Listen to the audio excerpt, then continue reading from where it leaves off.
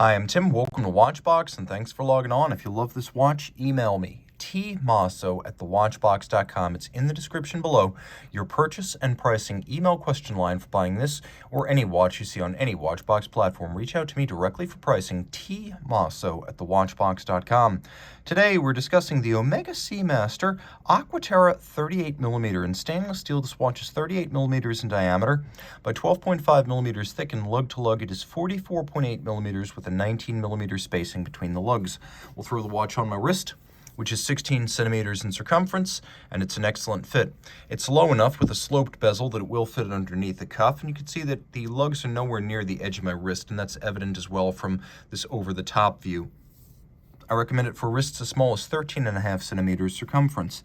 The strap is dark gray, let's call it anthracite. It has a cross weave pattern across the top. It has a contrasting stitch. It is made of rubber through and through, so it's highly water resistant, and then there's a little end link plug and a conforming profile, so there's no gap between strap and case. It's very integrated in appearance. You can see the underside, as well as the fact that this is a brand new Omega factory strap, not crimped, not gouged, and it's matched with a deployant clasp. The clasp externally has satination and polish. It's handsome and makes for a nice contrast. There's twin trigger release, so it can't pop open accidentally. And then there is a clasp built in. So you actually tuck this down, you lock it in place, and then you close, and none of the excess length is visible externally, and there are no minder loops to clutter the look. It's a very well thought out buckle, and there's a reason Omega's been using it since the early 2000s.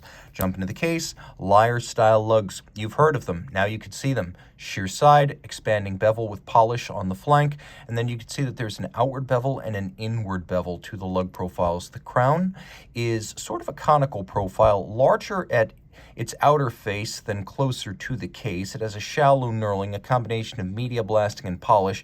The bezel is stepped in somewhat from the case band, so it doesn't look like one big sheer flank, and then it's all of high polish with a very narrow vertical segment. Turning over to the dial side, you can see this is the post-2017 dial and case profile for the Aqua Terra, as we have no crown guard, and then we have lateral striations across the dial. That's the new interpretation of the so-called teak deck planking pattern. The date also moves from 3 o'clock down to 6 for the 2017 style. We have all applique dart style hour indices, a broad arrow minute hand. We'll do a quick loom shot here. As you can see, plenty of luminescence, and just to remove any doubt, you could see that hidden underneath is the fully loomed hour hand. Now the finish of the hands, as well as the indices, combination of satin and polish that makes for nice subtle contrast. We also have a handsome and upscale applied Omega logo up at the top of the dial. The watch includes 2 subsidiary setting modes, and all of this, by the way, is 150 meters water resistant with a screw down crown, but I have a hacking or stop seconds function. And then I also have an intermediate position where I can activate the quick set for the date and rapidly cycle that if I need to make a correction. Turning the watch over, we have caliber 8800. It's what you'll find in the standard Omega Seamaster Diver 300-meter dive watch. Mechanically, exactly the same. We have rotor winding, 1 barrel, a 55-hour power reserve, stop seconds, a quick set date.